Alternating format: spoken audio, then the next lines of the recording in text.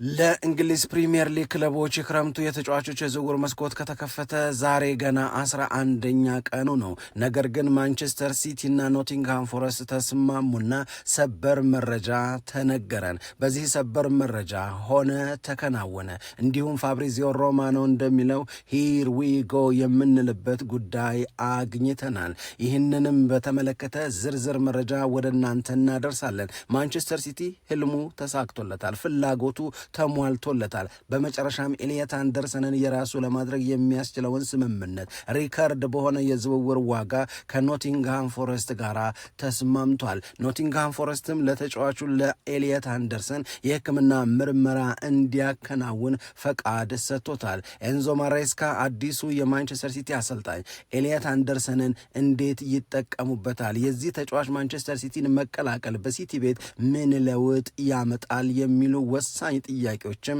እየተነሱ ይገኛሉ።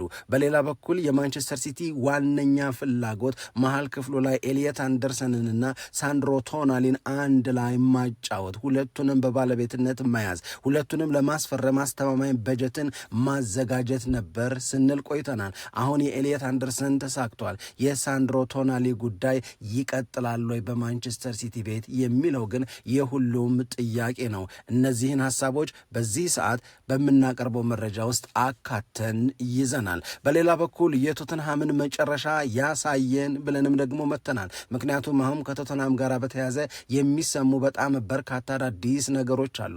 ቶተንሃም ስፐርስ በጣም በቅርቡ እጅግ በጣም ብዙ በሆኑ የዝውውር ጉዳዮች ላይ እየተሳተፈ አስገራሚ ዋጋዎችን እየጠራ በጣም ትልልቅ የሚባሉ ዝውውሮችን ለማከናወን ጫፍ እየደረሰ እንደሆነ ተነግሮናል፣ ስንሰማም ቆይተናል። አሁንም ከሳንድሮ ቶናሊ ከሰመርቪል እንደዚሁም ደግሞ ከማቲያስ ፈርናንዴዝ ጋር በተያዘ ብቻ ሳይሆን የቶተንሃም ባለቤቶች ወደ ክለቡ 100 ሚሊየን ፓውንድ ኢንጀክት አድርገው አስገብተው ለቶተንሃም ሆትስፐርስ አቅምን እየፈጠሩለት ይገኛሉ። በቶተንሃም ቤት ትልቅ ንቅናቄ ተፈጥሯልና የቶተንሃምን መጨረሻ ያሳየን ብለን ማልደን መተናል። በሌላ በኩል ማንቸስተር ዩናይትድ፣ አርሰናል እንደዚሁም ሌሎች የአውሮፓ ትልልቅ የሚባሉ ክለቦች በአንድ ወጣት ብራዚላዊ ተጫዋች ዙሪያ በፍላጎት ተሰባስበዋል። ልጁን ለማስፈረም የሚደረገው ጥረትም ተጀምሯል። የማንቸስተር ዩናይትድ አዲሱ ፍላጎት የሆነው ዊሊያም ጎሜሽ የተባለው ብራዚላዊ ለፖርቶ ይጫወታል። ግን ይህንን ተጫዋች የሚፈልገው ዩናይትድ ብቻ አይደለም። ሌሎች የእንግሊዝ እንደዚሁም የስፔንና የጣሊያን ክለቦች አይናቸውን ያሳረፉበት በጣም ጥሩ በሚባል ዋጋ ሊገኝ የሚችል ለዛሬ ብቻ ሳይሆን ለነገ ከፍ ማለትም የሚያስፈልግ የተባለ ተጫዋች ማንቸስተር ዩናይትድን ሊቀላቀል ይችላል ተብሎ እየተነገረ ነው። ደግሞ በዓለም ዋንጫው ኮትዲቯር ታሪክ ሰርታለች። በታሪኳ ለመጀመሪያ ጊዜ በዓለም ዋንጫ ወደ ጥሎ ማለፍ ምዕራፍ መሸጋገሯን አረጋግጣለች። ፊፋ ደግሞ ጫና በዝቶበታል። ራሱ ፊፋም ጫናንና ምስቅልቅልን በዓለም ዋንጫው ዙሪያ እየፈጠረ ነው።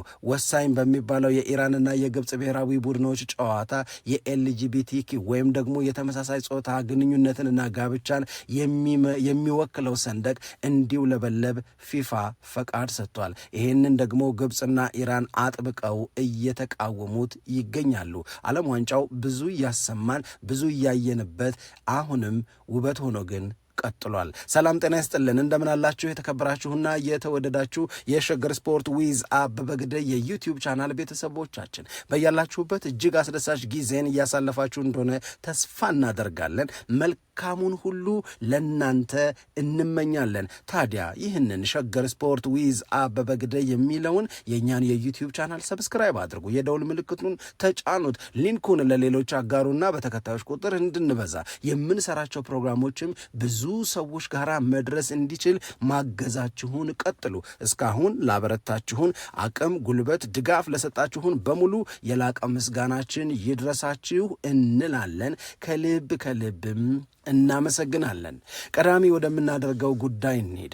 ኮትዲቯር አፍሪካዊቷ ሀገር ወደ ዓለም ዋንጫ የጥሎ ማለፍ ምዕራፍ በታሪኳ ለመጀመሪያ ጊዜ ማለፏን አረጋገጠች። ኮትዲቯር እጅግ የደስታ የኩራት እና የክብር ስሜት ውስጥ ትገኛለች። ከዚህ በፊት በተለያዩ የዓለም ዋንጫዎች ላይ ተሳትፎ አድርጋ በሁሉም የእስካሁን ተሳትፎ ግን ከምድብ ማጣሪያ ማለፍ ሳትችል ቀርታ ወደ ሀገሯ ስትመለስ ነው የምናውቃት ኮትዲቯር ኮትዲቯርን፣ አይቮሪኮስትን። አይቮሪኮስት ለመጀመሪያ ጊዜ ወደ ዓለም ዋንጫ ማለፍ የቻለችው የዛሬ 20 ዓመት በ2006 የዓለም ዋንጫ ጀርመን ስታሰናዳው ነው። ያኔም እንደዚሁም ከዛ በኋላ በ2010 ከዛም ቀጥሎ በ2014 መደዳውን በዓለም ዋንጫ ላይ ብትሳተፍም የምድብ ማጣሪያን ማለፍ ግን ለአይቮሪኮስት እጅግ በጣም አስቸጋሪ የማይቻልና ያልሆነ ጉዳይ ሆኖ ቆይቷል። ለዚህ እንደ ዋና ምክንያትነት የሚቆጠረው አይቮሪኮስት በእነዚህ በተሳተፈችባቸው የእስካሁን 3 የዓለም ዋንጫዎች ላይ የሚገጥሟት ምድቦች በጣም ጠንካራ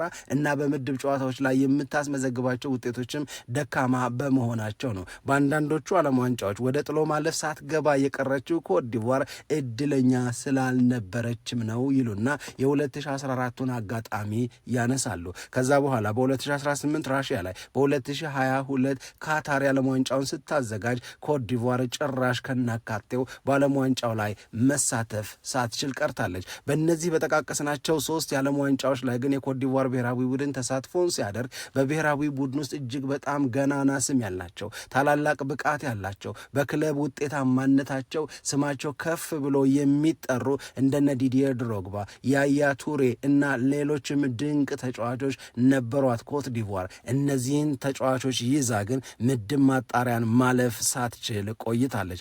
አሁን በ2026ቱ አሜሪካ፣ ሜክሲኮና ካናዳ ባዘጋጁት የዓለም ዋንጫ ላይ የኮትዲቯር ብሔራዊ ቡድን ታሪክን ሰራ። ለመጀመሪያ ጊዜም ወደ ጥሎ ማለፍ መሸጋገሩን አረጋገጠ። 2-0 በሆነ ውጤት የሌሊቱን ጨዋታ በማሸነፍ ነው። ሁለቱንም ጎሎች ለኮትዲቯር ብሔራዊ ቡድን ያስቆጠረው የቀድሞ የአርሰናል ተጫዋች የሆነው ኒኮላስ ፔፔ ነው። ስለዚህ የኮትዲቯር ብሔራዊ ቡድን ባስመዘገበው ውጤት ዜጎቿ እጅግ በጣም ከፍተኛ የሚባል የኩራት የክብር እና የደስታ ስሜት ተሰምቷቸዋል። አሰልጣኙም ይህንን ይናገራሉ። ኮትዲቯር ታሪክ ሰርታለች፣ በዚህም ኩራት ተሰምቶናል። አሁን ማረፍ፣ መዝናናት እናም ደግሞ በዚህ የዓለም ዋንጫ ወደ ጥሎ ማለፍ መግባታችን ለተወሰኑ ጊዜያቶች ሰለብሬት ማድረግ ነው የምንፈልገው። ከዛ በኋላ በጥሎ ማለፍ ስለምንገጥመው ብሔራዊ ቡድንና በጥሎ ማረፉ ማድረግ ስለሚገባን ነገር እንዘጋጃለን ብለዋል። የተንዛዛ ሳይሆን ስሜት የሚፈቅደውን ምጥን ያለ የደስታ ጊዜ ለተጫዋቾቻቸውም ለዜጎቹም ፈቅደዋል አሰልጣኙ።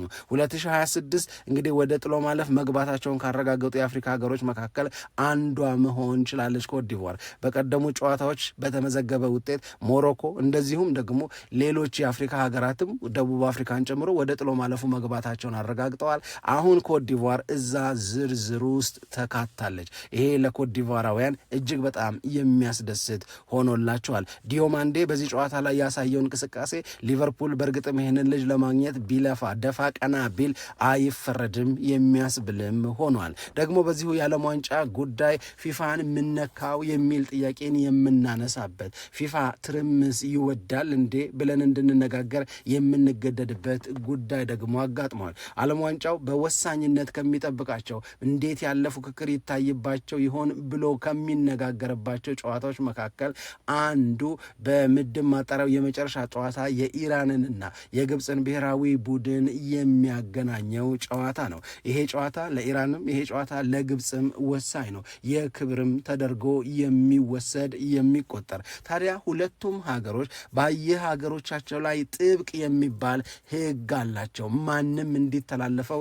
የማይፈቅዱት እንዲሁም ጠንከር ያለ ቅጣትን የሚያስተላልፉበት። ይሄም ጉዳይ ከተመሳሳይ ጾታ ግንኙነት ከተመሳሳይ ጾታ ጋብቻ ጋራ የተያያዘ ነው። ለምሳሌ በኢራን እንዲህ ያለ ድርጊት ውስጥ የተሳተፈ ሰው በሞት እንዲቀጣ ሕጉ ይፈቅዳልም ያዛልም። በግብፅ ደግሞ እንዲህ ያለ ግንኙነት ውስጥ የገቡ ሰዎች ከፍተኛ የሚባል የእስር ቅጣት ይጠብቃቸዋል። ስለዚህ ሁለቱ ሀገሮች አጥብቀው የሚቃወሙት መሆን የለበትም የሚሉት በሃይማኖትም በባህልም የተወገዘ ነው የሚሉት የተመሳሳይ ጾታ ግንኙነት እና የተመሳሳይ ጾታ ጋብቻን በተመለከተ የፊፋ ውሳኔ ሁለቱ ብሔራዊ ቡድኖች ሲጫወቱ በስቴዲየም ውስጥ የኤልጂቢቲኪው ወይም የተመሳሳይ ጾታ ግንኙነት ያላቸው ሰዎች እንደ ምልክት የሚቆጥሩትን ሰንደቅ ዓላማ እንዲውለበለብ ፈቃድ ሰጥቷል። እንግዲህ በአሜሪካን ሀገር በየዓመቱ የነዚህ አይነት ግንኙነት ውስጥ የገቡ ተመሳሳይ ጾታ ግንኙነት ውስጥ ተመሳሳይ ጾታ ጋብቻ ውስጥ የገቡ ሰዎች የሚያከብሩት ክብረ በዓል አለ። ስለዚህ አሁንም ይህንን ክብረ በዓል ያከብራሉ አሉና ሁለቱ ኤልጂቢቲኪውን በጣም አጥብቀው የሚቃወሙ ብሔራዊ ቡድኖች ጨዋታቸውን ሊያደርጉ ሲሉ ይህንን መፍቀድ ይህንን ፕሮሞት ማድረግ እና ፊፋ መግለጫ ሲሰጥ ምንድን ነው እያለ ያለው? ዓለም ዋንጫው የሁሉም ነው። ዓለም ዋንጫው ለሁሉም የተፈቀደ ነው። ስለዚህ እነዚህም ሰዎች የራሳችን ምልክት ያሉትን ነገር ይዘው ወደ ስቴዲየም ቢገቡ ቢያውለበልቡ አልቃወምም የሚል መልእክትን ነው ጂያኒ ኢንፋንቲኖ እና የፊፋ ቃል አቀባይ እየነገሩን ያሉት። ስለዚህ ለሁሉም ሰዎች የተፈቀደ የሁሉም ሰዎች የሆነ ውድድር ነውና ይህንን ልንከለክል ልንቃወም አንችልም ይላሉ። የኢራን የእግር ኳስ ፌዴሬሽን ግን ፊፋ ይሄንን ነገር እንዲከለክልለት ይሄንን ነገር እንዳይቀበልና እንዳያስተናግድ ከፍተኛ የሆነ ቅሬታውንም እየገለጸ በሌላ በኩል ደግሞ ይሄ ነገር ክልከላ እንዲደረግ ለጥያቄ እያቀረበ ነው የሚገኘው። ነገር ግን ይሄ ጥያቄ ተቀባይነትን አላገኘም። ስለዚህ ይሄንን ተቀባይነት ካላገኘ ፊፋ ከፈቀደ ምንድን ነው በስቴዲየም ውስጥ ሊፈጠር የሚችለው የሚለውን ነገር ማየት በጣም በጣም በጣም የሚያሳዝን ስሜትን የሚፈጥር ይመስለኛል። ፊፋ ግን ያው ራሱ ላይ ጫና እንደዚሁም ደግሞ በዓለም ዋንጫው ዙሪያ እንደነዚህ ያሉ አነጋጋሪ ክስተቶችን መፍጠሩን ቀጥሏል። የፊፋ ፕሬዚዳንት ጂያኒ ኢንፋንቲኖ በዋናነት እና አሜሪካንን ማስደሰት የነሱ ፍላጎት እንዲሟላ እንዲፈጸም ማድረግ ነው። እነሱ ደግሞ እንዲህ ያለውን ነገር ፕሮሞት ማድረግ ምን ያህል እንደሚፈልጉ ሁላችንም የምናውቀው የምናስታውሰው ነው። ምክንያቱም በ2022 የዓለም ዋንጫ ካታር ላይ ምን ያህል ጫና ሲፈጠር ምን ያህል ጫና ሲያሳድሩ እንደነበረ ሁላችንም እናስታውሳለን። አሁንም ጂያኒ ኢንፋንቲኖ ፈቅደው ግብፅና ኢራን ጨዋታቸውን ሲያደርጉ ሰዎቹ ተፈቅዶላቸዋል። ባንዲራቸውን ያውለበልባሉ፣ ሀሳባቸውንም ፕሮሞት ያደርጋሉ። ግብፅና ኢራን ይህንን ከመቀበል ተቀብሎ ወደ ሜዳ ገብቶ ከመጫወት ውጭ ለጊዜው አማራጭ አላገኙም። ምክንያቱም ፊፋ ወስኗል። እንግዲህ እነ ካታር ከዚህ በፊት እንዲህ ያለውን ነገር ለመከላከል እንዲህ ያለውን ነገር ላለመቀበልና ተቀብሎ ላለማስተናገድ እኔም የራሴ ሃይማኖት እኔም የራሴ ባህል አለኝ፣ ህዝቤንም የመጠበቅ ኃላፊነት አለብኝ ብለው በጣም በጣም በጣም የጸና አቋም ይዘው አሸናፊ ሆነው ወጥተው ነበር። አሁን ግን የዓለም ዋንጫው አሜሪካን ሀገር ነው። አሁን ግን የፊፋው ፕሬዚዳንት የበለጠ ታዛዥነታቸው ለዶናልድ ትራምፕ ነው። ስለዚህ ፈቅደዋል፣ ይደረጋል፣ ይውለበለባል ብለዋል። ወደ ተጫዋቾች ዝውውር እንሂድ። ተጫዋቾች ዝውውር ላይ የምናነሳው ቀዳሚው ጉዳይ የማንቸስተር ሲቲን ይሁን። ማንቸስተር ሲቲ ሰበር መረጃ በሌሊት እንድንሰማ አድርጎናል። ማንቸስተር ሲቲ ተሳክቶለታል። ማንቸስተር ሲቲ ለአዲሱ አሰልጣኝ ለኤንዞ ማሬስካ ጠንካራ ቡድንን ለመገንባት የሚያደርገው ጥረት እየተሳካ ሐሳቡም እየሰመረለት ይገኛል። ታዲያ በሰበር መረጃው በሂር ዊ ጎው ላይ የተገለጸው እነ ቢቢሲ እነ ስካይ ስፖርትስ እነ ኢሲፒኤን ሁሉም ሰበር መረጃ ብለው ያወጡት ኤልየት አንደርሰን ምናልባትም ዛሬ በዕለተ አርብ እዛው አሜሪካን ሀገር በኒውዮርክ ከተማ የሕክምና ምርመራውን ያደርጋል የማንቸስተር ሲቲ ተጫዋች ለመሆን። ሀገሩ ከፓናማ ጋር የምታደርገው ጨዋታ አለ። ከዛ ጨዋታ ቀደም ብሎ ምርመራውን አድርጎ በማጠናቀቅ የማንቸስተር ሲቲ ተጫዋችነቱን ለማረጋገጥ ይችላል። ኤልየት አንደርሰንን ለማስፈረም ማንቸስተር ሲቲ ከዚህ በፊት የመጀመሪያ ጥረት አደረገ፣ ውድቅ ተደረገበት። ከዛ 106 ሚሊዮን ፓውንድ በቀጥታ የሚከፈል የልጁን ጉብዝና ከኔ ጋራ የሚኖረውን ቆይታና ውጤታማነት ከግምት ውስጥ በማስገባት ደግሞ 14 ሚሊዮን ፓውንድ እጨምራለሁ፣ በድምሩ 120 ሚሊዮን ፓውንድ ልስጥ አለ። ኖቲንግሃም ፎረስት አይሆንም ብሎ መለሰ። ምንም የሚቆራረጥ የሚቀናነስ ወደፊት ውጤታማነቱ እየታየ የሚባል ነገር አልቀበልም፣ የምቀበለው የእንግሊዝ ሪካርድ የሆነን የዝውውር ዋጋ ነው አለ ኖቲንግሃም ፎረስት። ደግሞም የሚያቻኩል ነገር የለኝም፣ እስከ 2029 ድረስ ከተጫዋቹ ጋር ውል አለኝ አለና ተኮራራ። ስለዚህ ማንቸስተር ሲቲ ለሶስተኛ ጊዜ በድምሩ 130 ሚሊዮን ፓውንድ ኤልየት አንደርሰንን ለመውሰድ ለኖቲንግሃም ፎረስት አቀረበ። ኖቲንግሃም ፎረስት ከዚህ በላይ እየተሽኮረመመ ከዚህ በላይ አይሆንም ብሎ እየገፋ መቀጠልን አልመረጠም። እጅ ሰጠ ለማንቸስተር ሲቲ 130 ሚሊዮን ፓውንዱን ተቀብያለሁ፣ ኤሊየት አንደርሰንን የራሳችሁ ለማድረግ የሚያስፈልጋችሁን ቀጣይ እርምጃ እንድትወስዱ ፈቃዴን ሰጥቻለሁ አለ። ለዚህ ነው ለተጫዋቹ የሕክምና ምርመራ ዛሬ የሚደረግለት። ታዲያ ኤሊየት አንደርሰንን ብቻ አስፈርሞ መሃል ክፍሉን አጠናከርኩ ብሎ ይጨርሳል ማንቸስተር ሲቲ ወይስ ቀደም ብሎ ሲነገር እንደነበረው ቀጣይ ሙሉ ትኩረቱን የሚያደርገው ደግሞ ሌላውን የመሃል ሜዳ ጀግና ሳንድሮ ቶናሊን የራሱ ለማድረግና 2026-27 ጉድ የፈላበትን ጉድም የሚያፈላውን ማንቸስተር ሲቲን እንድናይ ያደርገናል ነው ጥያቄው። ይህንን የማንቸስተር ሲቲን ጥረት በተመለከተ በቀጣይ ፕሮግራሞቻችን በስፋት የምንነጋገርበት ይሆናል። ለአሁን ግን ኤሊየት አንደርሰን ምን ያህል ማንቸስተር ሲቲን ይለውጠዋል? የኤሊየት አንደርሰንስ ጉብዝና ምንድን ነው? ኤሊየት አንደርሰን ላይ ይህንን ያህል ኮስት ማውጣት ለማንቸስተር ሲቲ ለምን አስፈለገው የሚሉ ጥያቄዎችን በቀጣይ በመደበኛ ፕሮግራማችን ላይ የምንነጋገርበት ሆኖ የኤሊየት አንደርሰን የ2025-26 የሜዳ ላይ እንቅስቃሴና ውጤታማነት ጉብዝናው በተለይ በምን ይገለጻል የሚል ጥያቄን የምናነሳ ከሆነ ኤሊየት አንደርሰን እስካሁን በውድድር ዓመቱ ባሳየው ድንቅ እንቅስቃሴ የበለጠ ጎልቶ የሚነሳው ጉብዝናው ዱዌሎችን ማሸነፍ ነው። ዱዌሎችን በማሸነፍ ጉብዝና በፕሪሚየር ሊጉ በጣም ምርጥ ከሚባሉ ውጤታማ ብለን ከምናነሳቸው መካከል አንዱ ኤሊየት አንደርሰን ነው። በዚህ ረገድ 9.8 ከ10 ያገኛል። ሁለተኛው የኤሊየት አንደርሰን የላቀ የሚባለው ጉብዝናው ክሮሶችን ነው፣ ወይም ኳሶችን ማሻገር፣ ኳሶችን ማቀበል። እንደነዚህ ያሉ ኳሶችን የማቀበል ረጅም ኳሶችን ለቡድን ጓደኞቹ በስኬት የማቀበል ጉብዝናው አሁንም ከ10 ሲታረም ከፍ ያለ ማርክ ያስገኝለታል። 9.4 ከ10 ያገኛል። ኳሶችን የመንካት አቅም በጣም በተደጋጋሚ ኳሶችን የሚነካ ነው። እዚህ ላይ አንድ አስገራሚ ቁጥር መረጃ እንንገራችሁ። በ2025-26 የውድድር ዓመት ኤሊየት አንደርሰን ኖቲንግሃም ፎረስት በአጠቃላይ በ38ቱ የፕሪሚየር ሊግ ጨዋታዎች ከነካቸው ኳሶች ውስጥ 14 በመቶውን የሚሆነው ብቻውን የነካው ኤሊየት አንደርሰን ነው። ይህንን አይነት ቁጥር በየትኛውም የእንግሊዝ ፕሪሚየር ሊግ ክለብ አንድ ተጫዋች ይህንን ያህል ከቡድኑ አጠቃላይ የኳስ መንካት አቅም 14 በመቶ ሼር ሲወስድ አይተን አናቅም፣ አልተሰማምም። ኤሊየት አንደርሰን በኖቲንግሃም ፎረስት ውስጥ ሆኖ 14 በመቶ የክለቡን አጠቃላይ የኳስ ንክኪ ለብቻው ፈጸመ ሲባል ይህንን አቅም ማንቸስተር ሲቲ ቤት ሆኖ ወዴት ሊያደርሰው እንደሚችል፣ ምክንያቱም ማንቸስተር ሲቲ ቤት ከተሻሉ የቡድን ጓደኞች ጋር ነው የሚጫወተው። በዚህ ረገድ የኳስ መንካት ጉብዝናው 9.5 ከ10 የሚሰጠው ነው። ይሄ ልጅ የእውነት ለመናገር ድንቅ ብቃት አለው። ቶማስ ቱኸል ሁሉን ፓኬጅ አሟልቶ የያዘ ሁሉ የተሰጠው ብለው ገልጸውታል። በዚህ ዓለም ዋንጫ ላይ በሁለቱም የምድብ ማጣሪያ ጨዋታዎች አሳትፈውታል። ልምምድ ሲሰራ ወደውታል።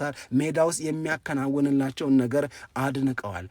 ሙሉ ፓኬጅ ነው ብለው ነው የገለጹት። ይህንን ሙሉ ፓኬጅ ተብሎ የተገለጸውን ኤሊየት አንደርሰንን ነው ማንቸስተር ሲቲ የራሱ አድርጎ ሰበር ዜና ሰምተን ማልደን ይዘን የመጣ ነው። ማንቸስተር ሲቲ እዚህ ላይ ያበቃል ወይ? ማንቸስተር ሲቲ ኤሊየት አንደርሰን ላይ ይህንን ያህል ለምን ተሟሟተ? ዋጋውስ ውድ አይደለም ወይ? የሚሉትን ጥያቄዎች ከዝውውሩ ጀርባ ያሉትን ምክንያቶች እያነሳን መረጃዎችን ይዘን ወደ እናንተ በመደበኛው ፕሮግራማችን ላይ እንመጣለን። የናፈቀን የቶተንሃም መጨረሻ። ቶተንሃም ምን እያረገ ነው? ቶተንሃም ቤት የተለወጠው ነገር ምንድን ነው? ይሄ የብዙዎቻችሁ የዚህ ወቅት ጥያቄ ነው። ይሄ ጥያቄ እኛ እንደ እግር ኳስ ወዳጅ እና እንደ ሚዲያ ብቻ የምንጠይቀው ሳይሆን በእንግሊዝ ፕሪሚየር ሊግ ላይ ያሉ የቶተንሃም ተፎካካሪ እንደሚሆኑ የሚጠበቁና የሚታሰቡ ክለቦችም ቶተንሃም የሚያደርገው ነገር የእውነት ለመናገር ግራ አጋብቷቸዋል። ምንድን ነው እዛ ቤት እየሆነ ያለው ብለው ይጠይቃሉ። አሁን ሌሊት ላይ ከሰማናቸው ነገሮች መካከል አንዱ በአለፉት 4 ዓመታት ለ4ኛ ጊዜ ቶተንሃም ሆትስፐርስን በባለቤትነት የያዙ ሰዎች 100 ሚሊዮን ፓውንድ እያነሱ በቡድን ውስጥ ኢንጀክት ያደርጋሉ።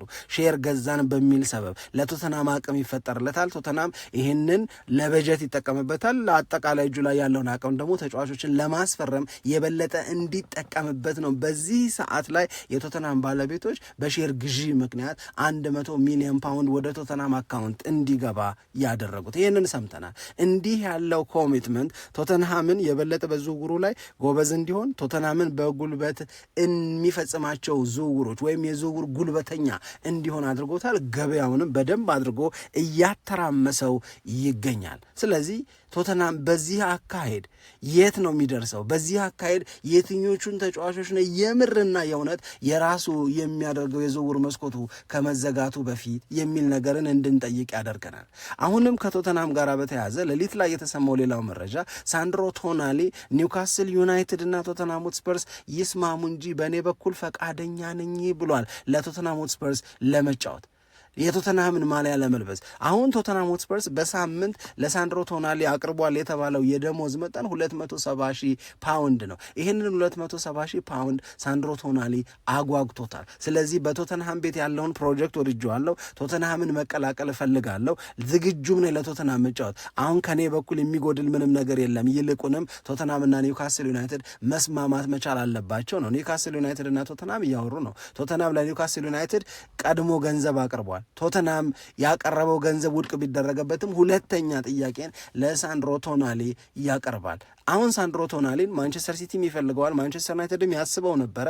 ነገር ግን ከሁሉም በልጦና ልቆ ቶተንሃም ልጁን የማግኘት ሰፊ እድል አለው እያሉ እየጻፉ ነው ሌሊቱንም ጭምር።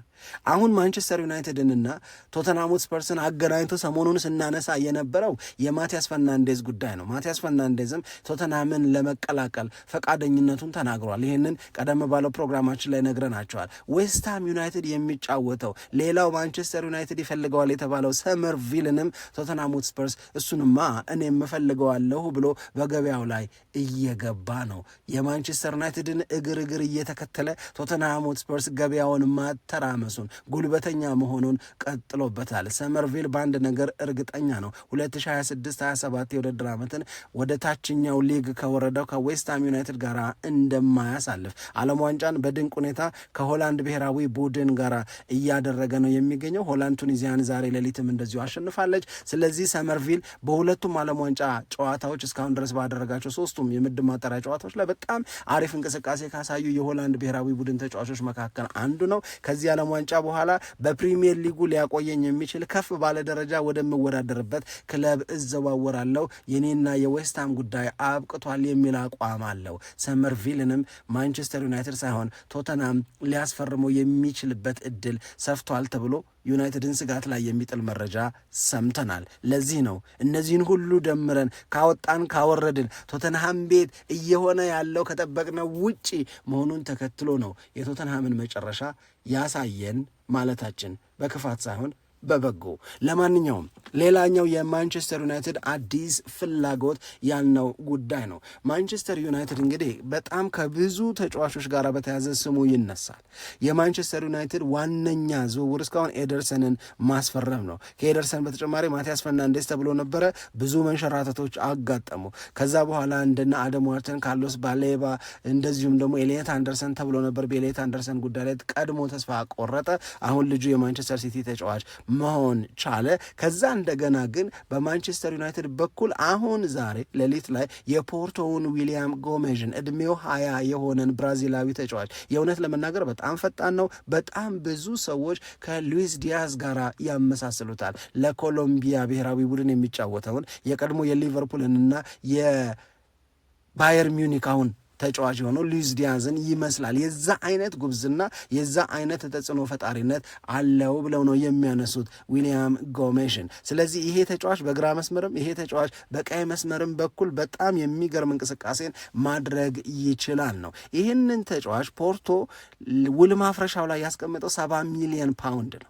ነገር ግን ይሄ ልጅ አሁን 70 ሚሊዮን ፓውንድ የሚያወጣበት ደረጃ ላይ አልደረሰም። ስለዚህ ይሄንን ተጫዋች ማስፈረም ለሚፈልጉ ክለቦች 38 ሚሊዮን ፓውንድ የከፈሉት እንደሆነ እሱ ፖርቶ ዊሊያም ጎሜዥ ላይ ኢንቨስት ያደረገው 9 ሚሊዮን ብቻ ስለሆነ በ38 ሚሊዮን በመሸጥ ከልጁ ከፍተኛ ትርፍ ማግኘትን ያስቀድማል። ለዚህ ነው በጣም ብዙ ክለቦች የልጁን ጉብዝና የልጁን ዛሬን ብቻ ሳይሆን ነገ የሚደርስበትንም ተስፋ ከግምት ውስጥ በማስገባት ከፍተኛ ጥረት የሚያደርጉት። ዩናይትድ የበለጠውን ፍላጎት ይዞ በጣም ፈጣን እንቅስቃሴ ለማድረግ እየጣረ ነው ተብሏል። ግን ከማንቸስተር ዩናይትድ በተጨማሪ መድፈኞቹ አርሰናሎችም ይህንን ተጫዋች የራሳቸው የማድረግ ጠንካራ ፍላጎት አላቸው። እንደውም አንዳንድ ሰዎች ሲመክሩ አርሰናል ትልልቅ ተጫዋቾችን በማስፈረም የሚያወጣውን ገንዘብ እንደ ትልልቅ ተጫዋቾች የተወሰኑ አስፈርሞ ግን ለነገም የሚሆን እንደዚህ እንደ ዊሊያም ጎሜዥ ያሉ ተጫዋቾችን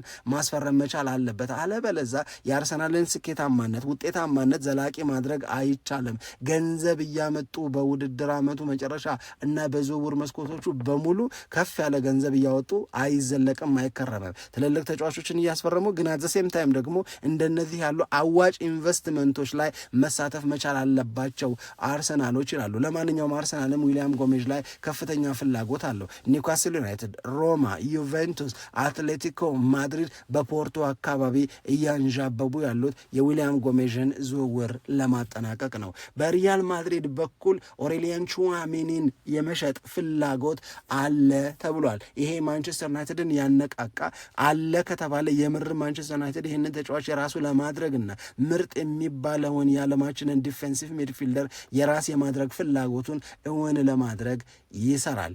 ቹዋሜኒ በማንቸስተር ዩናይትድ የሚጫወት ከሆነ ግን ሳምንታዊ ደሞዙ ከተጠበቀው በላይ የተጋነነ ሊሆን ይችላል። በኋላ በመደበኛ ፕሮግራማችን ላይ ስንመለስና ስንገናኝ ከምናነሳቸው ጉዳዮች መካከል አንዱ ማንቸስተር ዩናይትድ በቶተናም፣ ማንቸስተር ዩናይትድ በማንቸስተር ሲቲ፣ ማንቸስተር ዩናይትድ በሌሎችም ክለቦች በቀላሉ የሚፈልጋቸውን ተጫዋቾች እያጣ እስከ መቼ ይቀጥላል?